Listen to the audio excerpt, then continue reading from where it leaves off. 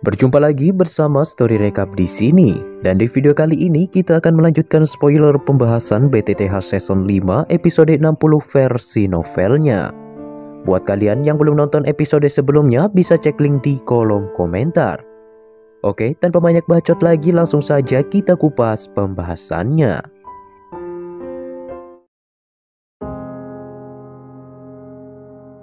Nah, setelah masalah Sekte Yunlan terus menyebar luas ke seluruh penjuru kekaisaran, Xiaoyan memanfaatkan waktu luang itu untuk menyembuhkan luka di tubuhnya secepat mungkin. Terlihat saat ini, Xiaoyan tengah duduk di atas ranjangnya sembari mengatur energi Douqi di tubuhnya secara teratur. Proses menghirup dan mengeluarkan energi ini berlangsung kurang lebih selama 1 jam. Setelah semua itu berakhir, Xiaoyan lantas mengusap cincin penyimpanan yang ada di jarinya dan mengeluarkan sebuah pil berwarna hijau tua yang terlihat bulat dan ramping. Pil obat ini bernama pil pemulihan Yuan. Itu adalah sebuah pil penyembuhan yang berada di tingkat 5 dan berfokus untuk menyembuhkan luka serius. Sesaat kemudian, Xiaoyan pun menelan pil tersebut. Seketika, efek dari obat itu menyebar dengan cepat hingga membuat seluruh bagian tubuh Xiaoyan terasa hangat. Xiaoyan lalu mengeluarkan sebuah botol giok berisi cairan obat berwarna merah. Cairan ini Xiaoyan gunakan untuk mempercepat penyembuhan tulang di tangannya yang retak saat bertarung melawan Yun San sebelumnya. Efek panas yang ditimbulkan benar-benar membuat tangan Xiaoyan serasa dimasukkan ke dalam sebuah tungku. Meskipun gelombang rasa sakit terus membakar di lengan Xiaoyan, dia tidak panik sedikit pun dan terus meneteskan cairan merah tersebut hingga menutupi seluruh pergelangan tangannya yang remuk. Cairan merah ini dikenal dengan sebutan 9 Ganoderma Bone Mending Cream yang terkenal sangat efektif untuk mengobati luka pada tulang. Nah, setelah cairan itu benar-benar meresap, Xiaoyan dapat merasakan dengan jelas bahwa tulang di tangannya sembuh dengan cepat. Tak hanya itu, tinju Xiaoyan juga sepertinya menjadi jauh lebih kuat dari sebelumnya. Setelah melewati beberapa proses penyembuhan itu, Douqi di tubuh Xiaoyan saat ini setidaknya telah pulih sekitar 50-60%. Menurut aliran Douqi di tubuhnya, Xiaoyan yakin jika dia telah pulih sepenuhnya, kemungkinan besar dirinya akan berhasil menerobos ke tingkat Do Huang. Xiaoyan seketika merenung sejenak sembari menatap api hijau giok yang muncul dari telapak tangannya. Di saat yang bersamaan, segel api putih yang ada di dahinya tiba-tiba saja mengeluarkan aliran panas. Segera nyala api putih yang diberikan Yalo pun bangkit dari dalam tubuhnya. Kemunculan api putih itu sejenak membuat pikiran Xiaoyan kembali mengingat sosok Yalau. Tatapannya seketika tertuju pada cincin api tulang. Dengan esensi dari Bone Chilling Flame, Xiaoyan kini dapat mengendalikan cincin hitam kuno itu sesuai dengan keinginannya. Lapisan api putih pekat samar-samar muncul di jarinya. Dia dengan lembut mengusap cincin api tulang dan segera kekuatan spiritual milik Xiaoyan pun memasuki ruang yang ada di dalam cincin tanpa halangan sedikit pun. Energi spiritual Xiaoyan dengan cepat memeriksa seluruh bagian ruang tersebut. Tentu saja di sana terdapat berbagai macam benda yang telah dikumpulkan Yalau selama hidupnya. Mulai dari formasi obat, metode ki, teknik Dao, dan beberapa hal aneh lainnya. Xiaoyan dapat melihat dengan jelas bahwa semua peninggalan Yalau itu berada di tingkat tinggi dan sangat sulit ditemukan oleh orang biasa. Bahkan beberapa di antaranya merupakan teknik tingkat D yang sangat langka di benua Douqi. Tentu saja setumpuk harta karun itu akan membawa masalah jika sampai diketahui oleh banyak orang. Beruntung hanya Xiaoyan yang mengetahui kebenaran tersebut. Nah, setelah menemukan gulungan metode yang berisi cara menyelesaikan pil pemakan kehidupan, Xiaoyan pun segera menarik keluar energi spiritualnya dari cincin tersebut. Karena sisa waktu hidup yang dimiliki Xiaoli semakin berkurang, Xiaoyan pun harus menguasai metode itu secepat mungkin sebelum masalah ini diketahui oleh Xiaoding. Xiaoyan secara perlahan membuka gulungan itu. Kata-kata yang berani dan kuat mulai muncul di matanya menyebabkan Xiaoyan merasa akrab dan menghela nafas pelan. Bocah, pil pemakan kehidupan memiliki efek obat yang sangat kuat. Bahkan aku sendiri kesulitan untuk menghilangkannya. Namun kau tidak perlu merasa kecewa. Karena kita tidak bisa membatalkan efek pil tersebut, maka kita hanya perlu meningkatkan kekuatan hidup orang yang memakan pil itu. Dengan cara ini, orang tersebut dapat memperpanjang masa hidupnya untuk jangka waktu tertentu. Tentu saja cara ini hanya berlaku sementara. Jika kau ingin menyembuhkannya sepenuhnya, maka pemakan pil itu harus bisa menerobos ke ranah Do Huang. Dengan begitu, efek pil pemakan kehidupan akan benar-benar dihapuskan. Setelah Xiaoyan membaca semua kata-kata yang ada di gulungan tersebut, kegembiraan pun seketika melonjak di wajahnya. Metode yang ditinggalkan guru memang cukup mudah untuk dipahami. Tetapi semua itu tergantung apakah kakak kedua benar-benar mampu menerobos ke tingkat Do Huang. Dan metode yang ditinggalkan oleh Yalou adalah pil panjang umur hijau tua. Pil obat ini termasuk pil tingkat 6 yang mampu menambah umur seseorang hingga 10 tahun. Namun setiap orang hanya dapat mengkonsumsi satu pil seumur hidupnya. Dan bahan yang diperlukan selama penyulingan adalah buah hijau tua, pati umur panjang raja, dan anggur 10.000 tahun. Sebagai seorang alkemis, Xiaoyan tentu menyadari kalau bahan yang tertera dalam gulungan itu termasuk bahan obat yang langka. Sepertinya Xiaoyan membutuhkan bantuan Kaisar Es jika ingin lebih cepat menemukan bahan obat tersebut. Mengingat klan Miter merupakan pemilik rumah lelang terbesar yang ada di Kekaisaran. Setelah pikiran itu terlintas di hatinya, Xiaoyan segera beranjak dari tempat tidurnya. Sebelum menemui Kaisar Es, Xiaoyan berencana singgah ke aula utama untuk bertemu kedua kakaknya terlebih dahulu. Namun siapa sangka di sana terdapat Putri Yaoye yang tengah berbincang-bincang dengan Xiaoli dan juga Xiaoding.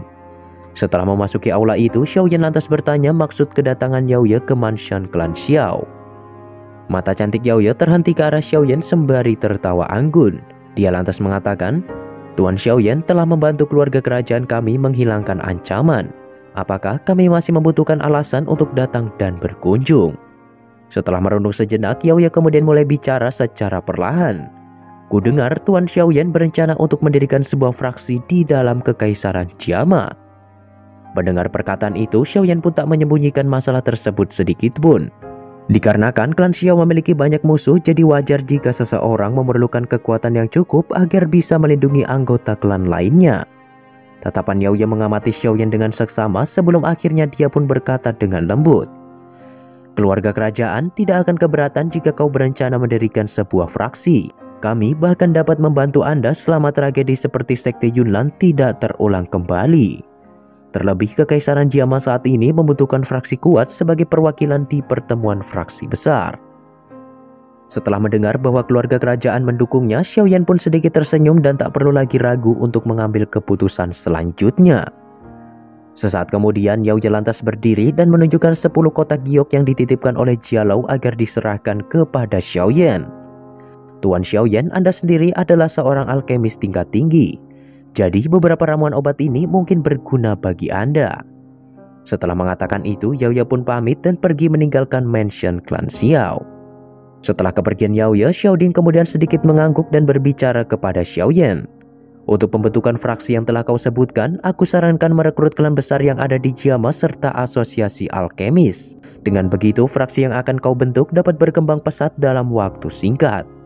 Selain itu, dengan adanya dukungan dari keluarga kerajaan, kita bisa mendapatkan banyak talenta baru di masa depan. Hal ini merupakan keuntungan jangka panjang bagi klan Xiao kita." Xiaoding dan Xiaoli juga berniat kembali ke sudut hitam untuk mengelola pasukan gerbang Xiao ketika luka Xiaoyan telah sepenuhnya sembuh.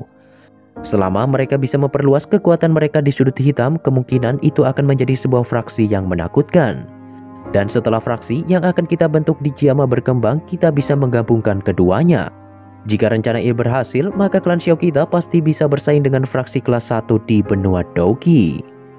Beberapa saat kemudian, seorang pelayan datang menemui mereka dan memberitahu bahwa nona muda dari klan Nalan sedang berada di depan mansion dan ingin bertemu mereka. Mendengar hal itu, Xiaoyan pun cukup tercengang mengingat nona muda yang dimaksud tidak lain dan tidak bukan adalah Nalan Yenran. Sesaat setelah itu, Nalan Yenran pun akhirnya tiba. Dia segera menyapu pandangannya ke arah Xiaoyan dan mulai bicara secara perlahan. "Xiaoyan, guru ingin bertemu denganmu untuk yang terakhir kalinya. Kau bisa mengikutiku jika ingin melihatnya. Mungkin di masa depan kau tidak akan memiliki kesempatan yang sama lagi." Nalan Yenran tidak menunggu jawaban dari Xiaoyan dan langsung pergi meninggalkan mansion klan Xiao. Mendengar hal itu, Xiaoyan pun seketika mengerutkan kedua alisnya. Sesaat kemudian Xiaoyan mengalihkan pandangannya ke arah Xiaoli dan melemparkan sebuah gulungan. "Kakak kedua, kau harus berusaha mengumpulkan semua bahan obat ini secepat mungkin." Setelah mengatakan itu, Xiaoyan pun segera menyusul Nalan Yenran untuk mengetahui apa sebenarnya yang ingin dilakukan oleh Yunzi. Mereka berdua terbang dengan sangat cepat menuju ke arah Sekte Yunlan yang telah hancur dan kosong. Tentu saja hal ini membuat Xiaoyan semakin penasaran. Meskipun begitu, Xiaoyan masih percaya diri dapat mengatasi Nalan Yenran jika dia memiliki niat buruk. Di sisi lain, Nalan Yenran kembali teringat hari di mana dia membuat keputusan bodoh dengan mengandalkan reputasi Sekte Yunlan. demi bisa membatalkan pernikahannya dengan Xiaoyan yang saat itu kehilangan kekuatannya. Dia masih bisa mengingat dengan jelas amarah dan kata-kata naif yang Xiaoyan ucapkan saat itu. Namun siapa sangka kata-kata naif itu saat ini telah terwujud sepenuhnya. Jika saja dia tidak keras kepala hingga mempermalukan klan Xiao kala itu, kemungkinan sekte Yunnan dan juga klan Xiao akan baik-baik saja sampai saat ini. Sayangnya tidak ada obat untuk penyesalan di dunia ini. Xiaoyan lantas menghirup nafas dalam-dalam dan melambaikan tangannya sembari berkata, "Bawalah aku untuk bertemu Yunzi. Masalah itu sudah berlalu, jadi tidak perlu diungkit kembali." Sesaat setelah itu, Nalendran pun membawa Xiaoyan ke bagian belakang gunung awan kabut. Di sepanjang jalan, mereka melewati hutan lebat sampai akhirnya mereka berhenti di sebuah tebing gunung yang terjal. Nalendran lantas menunjuk puncak tebing dan mengatakan, "Guru berada di sana. Kau bisa pergi sendiri untuk menemuinya. Setelah hari ini, aku dan guru akan pergi meninggalkan kekaisaran Jiama." Xiaoyan tentu saja kaget mendengar hal ini dan langsung bertanya dengan suara yang dalam kemana mereka akan pergi. "Kami masih belum tahu, benua Doki ini sangat luas dan aku sudah lama ingin menjelajahinya. Kali ini aku akan menemani guru kemanapun dia pergi. Mungkin kita tidak akan memiliki kesempatan untuk bertemu lagi di masa depan." Nalendran segera menghela nafas dan bergegas pergi menuruni tebing. Setelah mendengar semua itu, Xiaoyan dengan cepat pergi ke tebing tersebut. Terlihat di sana ada seorang wanita berpakaian putih berdiri dengan anggun di tempat itu. Wanita itu menghela nafas dan berbicara dengan suara lembut. "Xiaoyan, kau akhirnya telah sampai." Ekspresi Xiaoyan perlahan berubah. Dia segera berjalan ke arah Yunzi dan bertanya, "Apakah kau benar-benar berniat meninggalkan kekaisaran Jiama? Di benua ini ada begitu banyak ahli yang tak tertandingi. Kerajaan Jiama ini mungkin tidak semenarik dunia luar, tetapi aku yakin bisa melindungimu." Yunzi perlahan berbalik dan menunjukkan wajah cantiknya itu. Matanya yang menawan menatap Xiaoyan saat dia berkata, "Kini sekte Yunnan telah tiada. Tidak ada gunanya lagi aku berada di sini. Setelah terperangkap di tempat ini selama bertahun-tahun, bisa pergi keluar juga bukanlah hal yang buruk. Bagaimanapun aku memiliki kekuatan puncak Do Huang, jadi kau tidak perlu cemas." Xiaoyan mengerutkan alisnya. Dia terlihat sedikit ragu sebelum akhirnya mulai berbicara. "Saat ini aku kekurangan beberapa ahli yang kuat di sampingku. Jika kau benar-benar tidak membenciku, maka kau bisa tinggal dan membantuku." Meskipun jauh di dalam hati Yunzi menginginkan hal itu, namun bagaimanapun juga dia tetaplah seorang pemimpin dari sekte Yunnan. Tentu saja Xiaoyan mengerti maksud dari perkataan Yunzi yang membuatnya terlihat cukup putus asa. Sesaat kemudian, Yunzi pun maju beberapa langkah mendekati Xiaoyan dan menyerahkan sebuah cincin berwarna hijau tua. "Aku dengar kau bermaksud mendirikan fraksi di kekaisaran Jiama. Segala hal yang telah dikumpulkan sekte Yunnan selama bertahun-tahun ada di dalam sini. Sekarang aku akan menyerahkan barang-barang ini kepadamu." Xiaoyan memegang cincin penyimpanan itu dengan erat. Tatapannya menatap tajam ke arah sosok wanita yang telah meninggalkan kenangan mendalam sejak pertama kali dia pergi untuk berlatih. "Bocah kecil, kau benar-benar sudah dewasa. Mungkin aku akan kembali suatu saat nanti ketika aku berhasil menyelesaikan masalah yang ada di hatiku.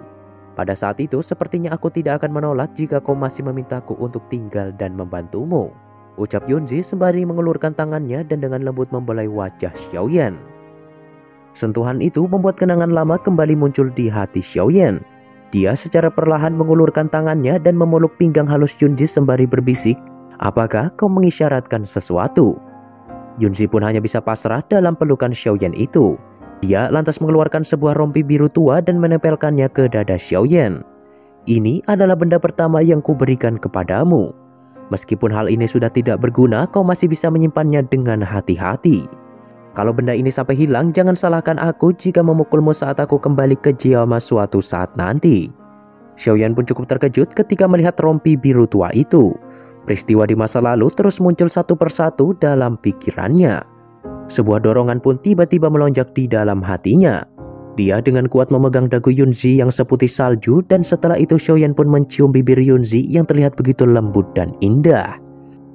Yunzi mendesah pelan di dalam hatinya sambil menutup mata. "Untuk kali ini saja aku akan melakukan apa yang kau inginkan." Mulutnya yang tertutup rapat perlahan terbuka dan membiarkan serangan mendominasi Xiaoyan masuk ke dalam. Seorang pria dan wanita berpelukan erat di tebing gunung. Mereka memancarkan perasaan yang akan membuat hati seseorang terasa panas membara. Pada saat ini, Xiaoyan sebenarnya memiliki kemampuan jika ingin memaksa Yunzi tetap tinggal mengingat kekuatan yang dia miliki dan beberapa ahli di belakangnya. Akan tetapi, Xiaoyan memutuskan untuk melepaskan Yunzi agar dia bisa menyelesaikan masalah yang ada di hatinya. Tanpa disadari, mereka sudah menetap di Sekte Yunlan selama 3 hari.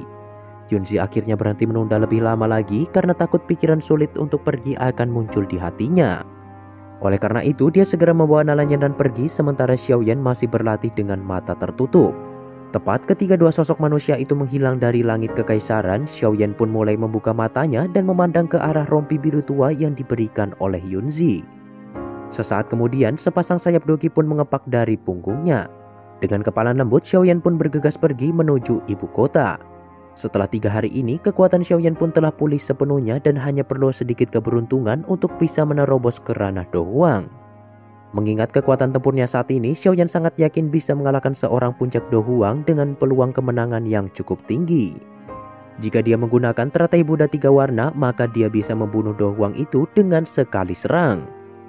Meskipun kekuatannya saat ini termasuk kelas teratas di Kekaisaran Jiama, tetapi Xiaoyan tentu mengetahui bahwa semua itu masih kurang jika ingin berhadapan dengan Aula Jiwa. Orang yang memiliki kekuatan di atas pelindung Wu pasti cukup banyak di sana. Oleh karena itu, sepertinya Xiaoyan setidaknya harus mencapai ranah Daozong jika ingin menyelamatkan Yalao. Sebelumnya, Xun juga mengatakan bahwa Xiaoyan tidak boleh pergi mencarinya sebelum mencapai tingkat Daozong. Hal ini tentu membuat Xiaoyan menyadari kekuatan yang ada di belakang Xun pasti tidak lebih lemah dari Aula Jiwa.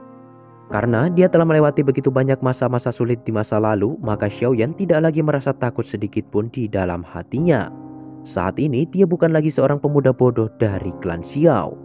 Ayah, guru, Xun tunggulah aku. Xiaoyan tidak akan mengecewakan kalian semua.